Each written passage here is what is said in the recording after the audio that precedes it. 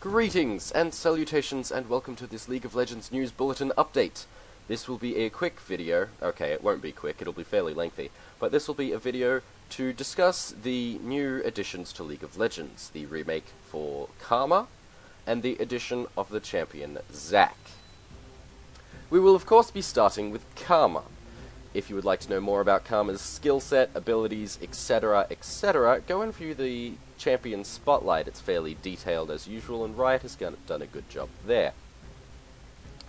I won't be discussing her abilities and skill set, and in the same way, I'm going to be discussing where Karma sits now.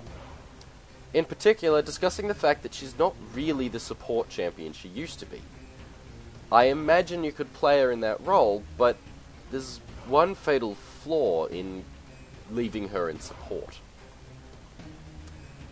Karma was originally very, very good as a support, despite a lot of criticism, and that's because she had 3 abilities, and every single one of them was capable of helping an ally. There was always something she could throw into a situation to make it better for your team, particularly better for one champion at a time. She was good at helping her team, and that's what you want in a support. However, the problem now is that she's not. She doesn't have 3 abilities that can help her team. She's got one ability that is actually beneficial to her team, whereas everything else is all about dealing damage or helping yourself. You don't necessarily want that in a support. Sure, a shield that provides a speed buff, very, very useful, and the fact that she can still nuke exploding shields, that's kind of nice. But she can't do it as often as she used to, and the shields, it's still just one ability. If that wears off and your team still needs a speed buff, or needs a heal, you can't help them. You can't help them with the heal at all. It's simply not in your skill set. Your only heal is a self-heal.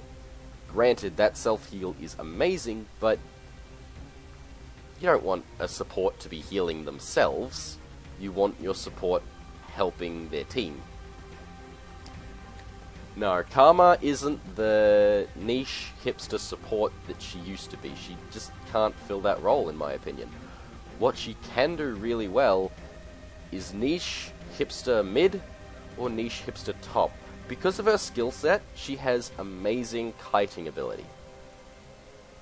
And naturally, again because of her skill set, you're going to want to build a reasonable amount of health.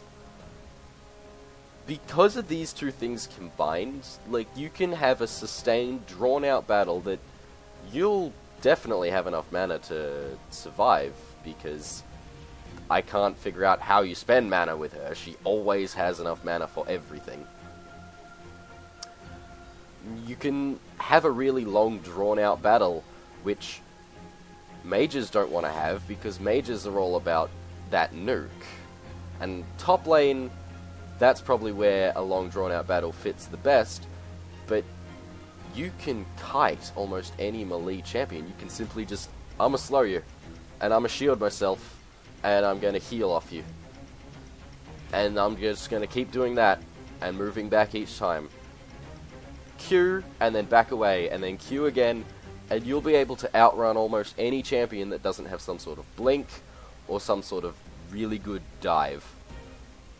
And even then, you should usually be able to get away with a combination of your snare, which I always forget is a thing, and your shield.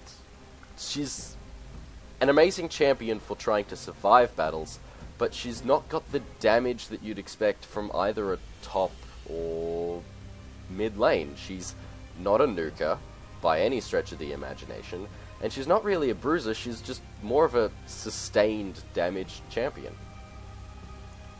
It's a really interesting position, but I think Riot's done what I never expected them to do.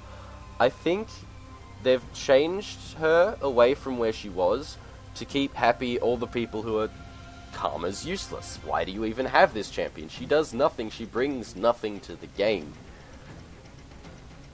I think they've kept all of them happy by changing her, but at the same time, to some extent, they've kept the people who really liked Karma where she was happy by making her into a different but equally unique and interesting champion. She's still niche and hipster. She's just niche and hipster in a different way and a different role. And I really like that Riot has done that. I would like Karma to have stayed the same.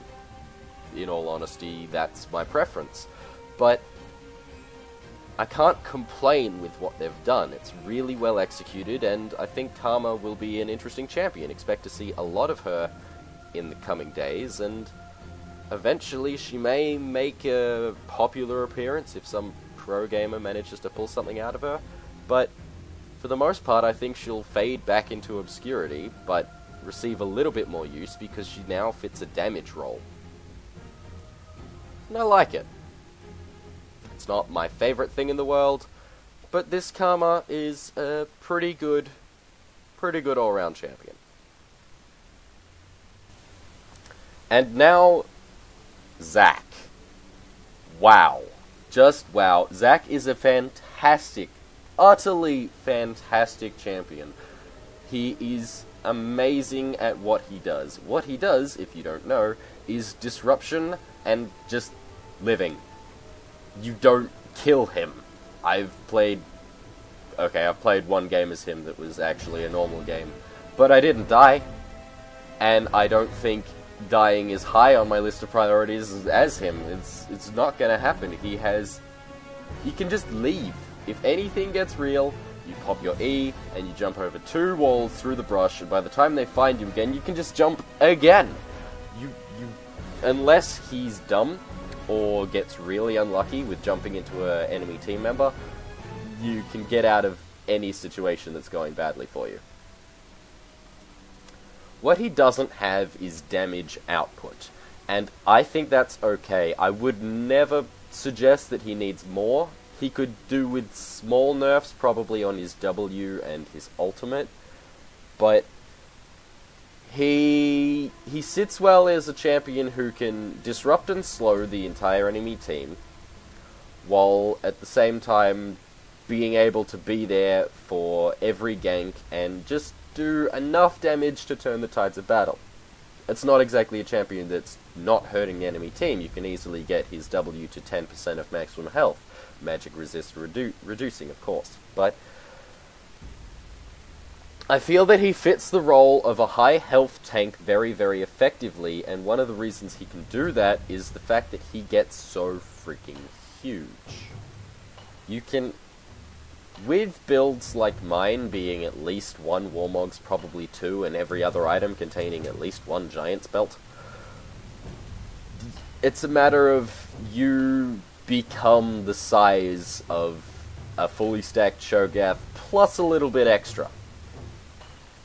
I think if you tried hard enough, you could probably get him to the point where he's the size of a Nexus.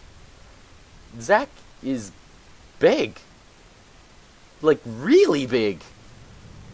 Gets really small when you hurt him, but he can get pretty huge, and that's his main advantage, the fact that you can just stand in the way and stop enemies attacking your team by being large. And if they do want to attack your team, you pop your ultimate, which will hold them disrupted and unable to attack you, because you're targetable, but figuring out where you are at any point in time to click on is difficult. Yeah, it's just damn good champion. Like I said, slight nerfs may be required. I don't feel he's blatantly overpowered, like he's not freaking first introduction of Vayne by any stretch of the imagination. And I don't think he can solo the game. You couldn't win on your own with, like, you can't carry your team as Zac. What you can do is help your team to carry itself. That line makes no sense, but he's a fantastic champion, fits his role very, very well, and is really annoying to play against. Really, really annoying to play against. Also, hard counters fiddlesticks into the ground. That's my opinion on him. I like him. I like him a lot. He's taking the place of second most fun champion, no, third most fun champion to play behind Lulu and Fizz.